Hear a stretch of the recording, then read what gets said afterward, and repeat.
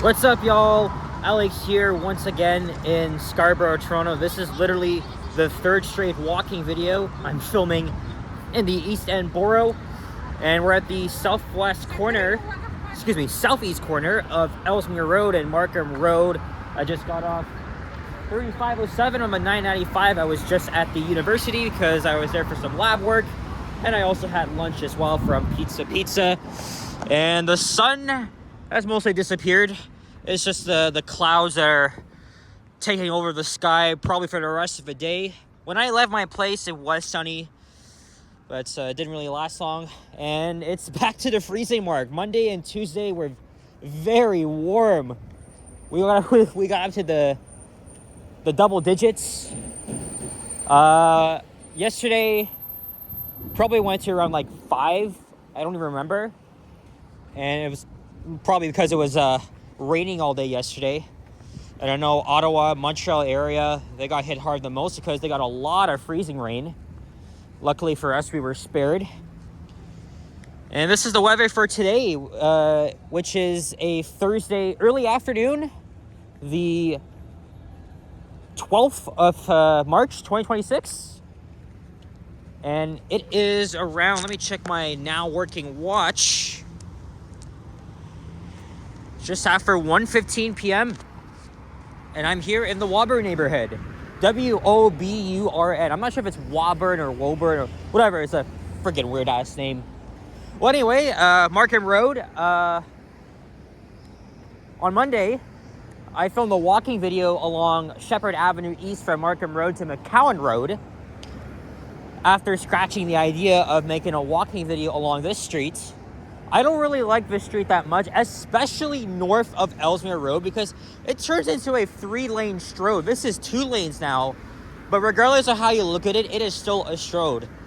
I feel pretty uncomfortable walking on like very wide lane stroads, even though I have done it before, but I've already realized how unsafe it is for pedestrians. It's very hostile, and Scarborough is no exception, because this is the land of stroads. Well, actually, I think Durham Region and Brampton should be the land of stroads. I mean, Scarborough stroads they're not that bad, but they're definitely on the radar. I mean, after all, we are far from downtown, so. And I had a pretty hard time getting to the university, and I was late for my lab session. Is that Pizza Fiamma? That's the same place. Is that the same franchise that I went to at Dundas and Bloor? Looks like the same thing. Well, anyway, I had pizza, so no doubt about that. But we got some new condos here on the left. While I was departing the university on the 995, I saw that Johnny was live right in my area. He started at Cedarville Station. It was walking west. I'm not sure if he's going all the way to Dufferin Street or walking on Marley Avenue. I mean, it feels like every time he's in my area, I'm always not there, which is kind of strange. There's the 102 Markham Road bus. Here is Bremerton Drive, which is a major residential street. Doesn't see enough demand for a bus route, even though it was proposed in around 2022, but that was cut back. I think right now it's around 1 degree Celsius, feeling like -4. So yeah, it's a little bit chilly, but spring is on its way. Sunday is the St. Patrick's Day parade. I will be there, including all the other YouTubers. Although I did ask Boom, because he volunteers with the St. Patrick's Day parade. He helps to build it and organize it. I think he still has some available media passes. I texted him, but he's got. Just waiting for him to respond. And then Liam also told me that he has some of them. There's a 902 Markham Express bus. The 902 uses articulated buses.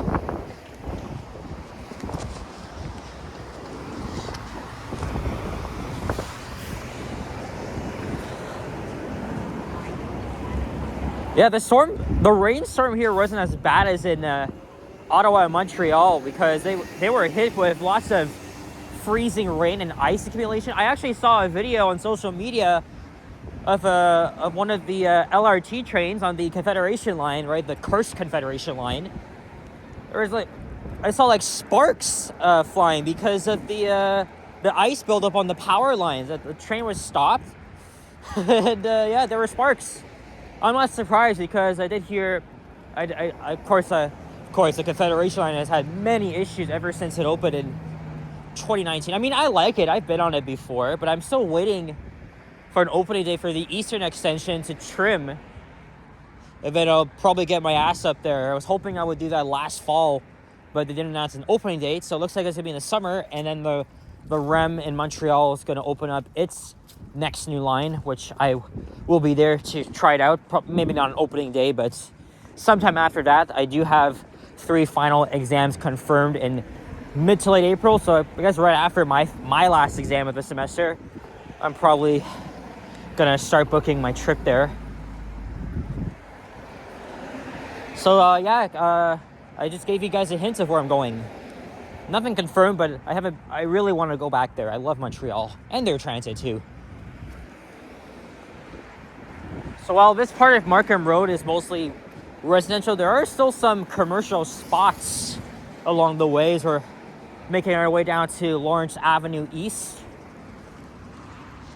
I'm not sure what I'm going to do after. I want to film a bus ride. I was thinking of doing the 986 Scarborough, but it has to be on a Nova LFS, because I actually like that the LFS diesels are actually at Malvern. They're actually on the 905, which I really like. And of course, I miss when the 986 used to have them. That was because the route was at Eglinton Division. Now it's at Malvern, which still doesn't make sense.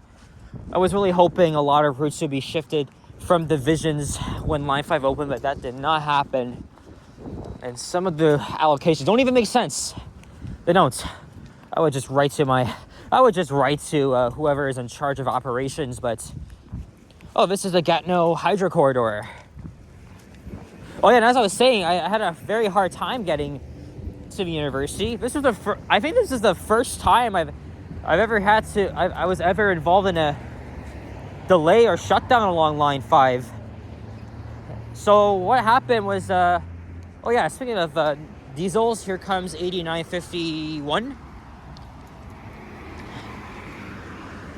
So what happened was that I left my place at exactly 9:30, and I sprinted to Cedarvale Station, and I actually missed the train, and it was a 10-minute wait for the next one.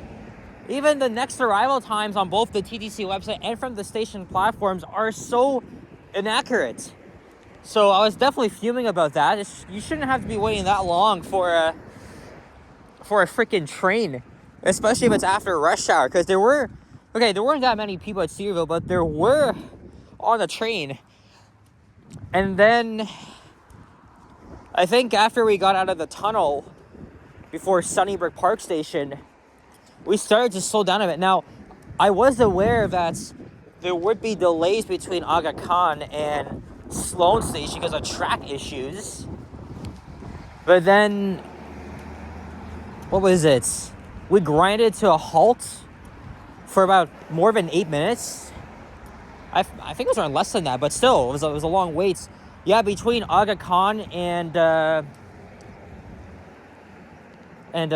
Winford stations, operator said that there was a lot of train traffic, likely because of a delay in front. And then we very slowly made our way to Winford, and after holding for about 2 minutes, the operator kicked us out of the train instead of returning back. And that was a shame. So now I already knew I was going to be late anyway.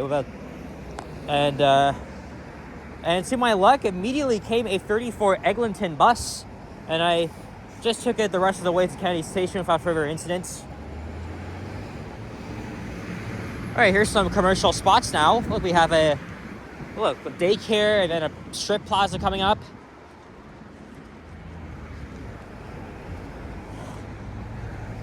Yeah, and then it said no service between, and then service was suspended. So yeah, I took the bus. It was okay. It was still a lot of people on it though, but I got a seat. And no other train actually passed us. So we were actually the winners of that. So I would only have to take the 34 if I really need to. So that was like one of the rare times, but I don't know. I don't even know how I'm going to get back home now. It depends on my next plan if I want to do the 986 or not. That means I have to go all the way to Meadowvale and Shepherd, right on the outskirts. So that means I have to take the 902 to Shepherd Avenue and then the 85 across to Meadowvale Road, all the way at the outskirts of the city. So I have to think about it. Otherwise, I think after this, I'll probably hang around at the Cedar Brae Mall and think of other ideas. But actually, you know what I could do? I could even wait for the 954 or the 54, take it to Don Valley Station. Or I could take the 902 to Warden Station, and then I'll just take the subway home.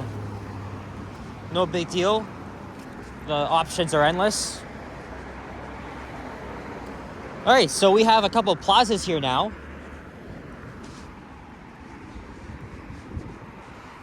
Always interesting seeing these strip plazas with a diverse range of retail and businesses and restaurants of that kind. And I know there's another cool one just north of Lawrence Avenue East. This is Painted Post Drive, so I'm gonna cross here now to the other side. Tomorrow I'm supposed to meet another buddy of mine, Jonah. I'm sure you guys may remember him. He's not really active on YouTube, more like an Instagram type of guy, but yeah, he's into urban planning and transit like I am. And he's been featured in only like 2 or 3 of my videos, likely 2. And yeah, we're supposed to meet up tomorrow afternoon. I'm not sure if I'll make a video with him. If not, I'll see if I can think of ideas before I meet up with him. And looks like I see some snow. Why the hell is it snowing? Actually, I did hear it was supposed to be snowing by the end of the week. Hopefully not on St. Patrick's Day. Oh yeah, and Saturday, it makes sense to do this Saturday because Sunday I'll be downtown for the parade. I'll be doing my second ever live stream with my cousin Richard. I scheduled the live stream in advance. Oh, it smells like butter chicken here. Yeah, look at this, Indian restaurant. And a supermarket here too.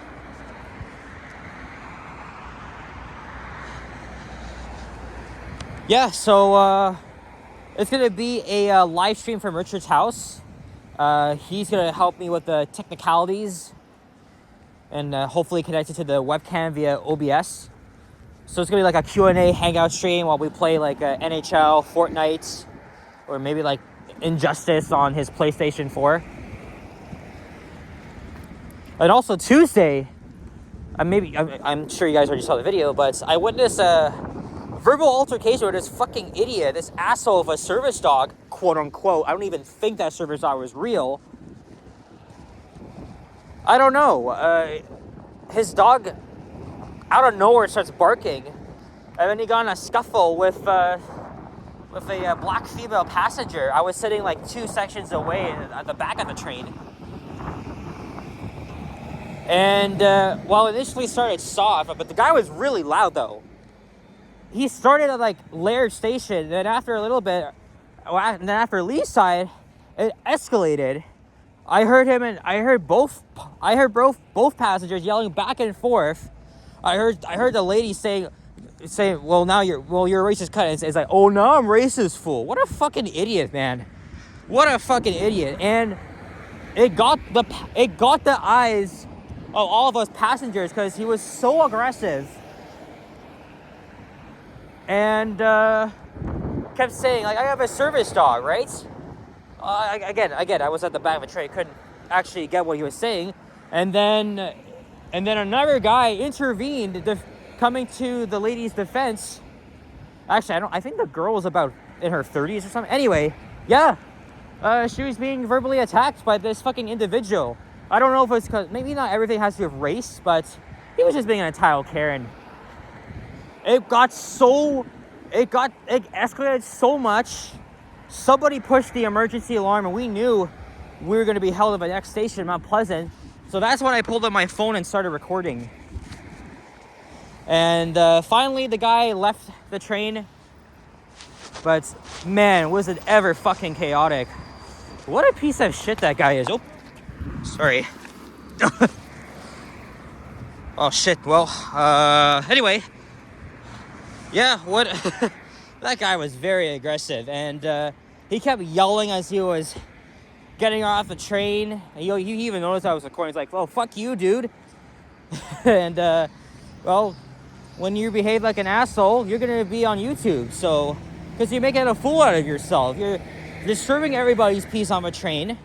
You have no respect for people, not even that lady. And now it brings me to our question, because I was reading some of the comments. Should dogs even be allowed on the TTC? Because yes, I've seen them before. Not every day, but I like dogs. But a lot of them can be very concerning to people.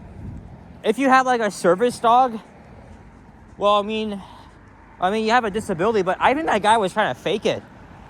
I mean, the dog looked like he was huge, so it could be a service dog. But I don't remember seeing any sort of vest. So, and some people in the comments are saying that was a fake service dog. He was just using it as an excuse to disturb everybody on the train. And same thing with the dog. I don't know. I honestly, I don't think dogs should be allowed on the TTC, except for service dogs. I mean, I know that's a very controversial topic. But bottom line is, that guy was being rude. He was very aggressive. It could have turned violent. I didn't see any... Luckily, nobody was hurt. I didn't see any punches being thrown. But good on to that other bystander for coming to her defense and giving him a bit of karma. What a fucking piece of shit scumbag he is, right? We're all trying to get home. We're all minding our own business. And then this fool here has to disturb our peace. Like, that's not fucking right. Of course, people are going to make fun of this because, you know, oh, it's the TTC. This always happens every day. Yeah, true. Unfortunately, then everything gets posted online to fucking TikTok and Instagram but no, actually, it's very tempting to just record the confrontations like everybody else does.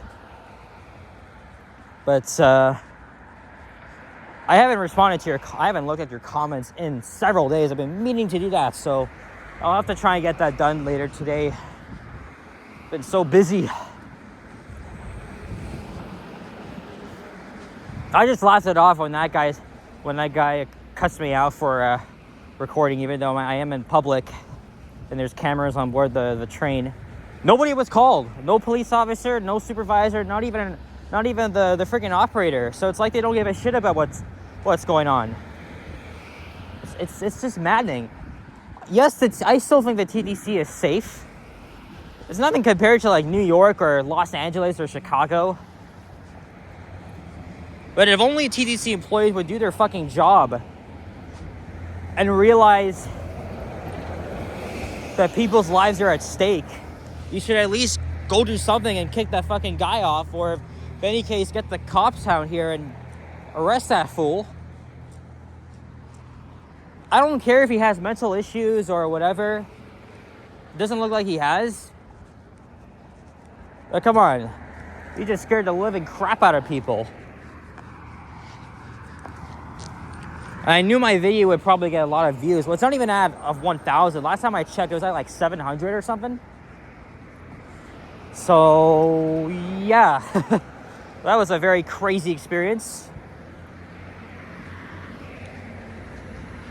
I was heading home on Tuesday afternoon. That was at like 2:50 p.m., so just before rush hour. There weren't that many people on the train, but yeah, that guy was loud enough for all of us to hear. So yeah, causing a disturbance, that is.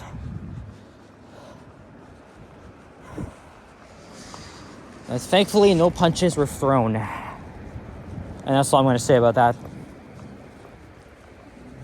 All right, we're almost at Lawrence Avenue East. You know, what I could have done, too, is also take the 154 down here, and I just go up. But I think going in the southbound direction is a lot easier for me. All right, as we're approaching Lawrence Avenue, there's plazas on each corner. Look, looks to be like a Chinese supermarket here, or Korean or Japanese. I can't recognize that writing. There's another plaza here with some interesting shops. I did film a northern elevator in that plaza before. And then there's a shopping mall on the southwest corner called Cedarbrae Mall. I haven't been there in 3 years. If I have a little bit of time, I'll probably check that place out. And then come on, man. Come on, what are you doing? You didn't even fully stop.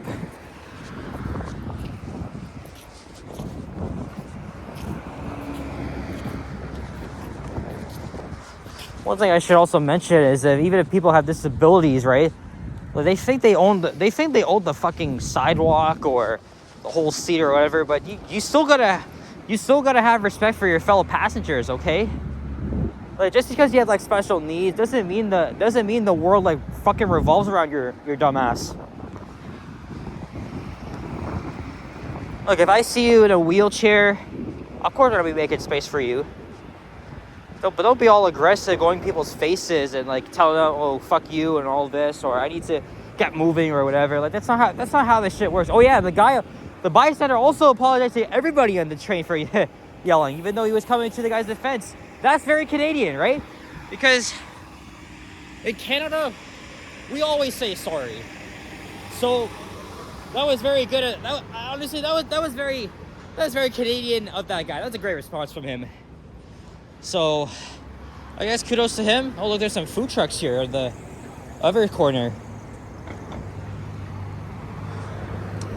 All right, we made it here to the end of the video. I've done plenty of walking videos on Lawrence Avenue East, but the last time I did that was between Vic Park and Birchmount. I'll just try Birchmount. All right, guys, that's it. So, thank you very much for watching. And if you enjoyed this video, leave a like, comment, subscribe. If you haven't already, stay tuned for more videos. Check out my others as well. I'll see you guys on the next one. Take care and peace out. Bye-bye.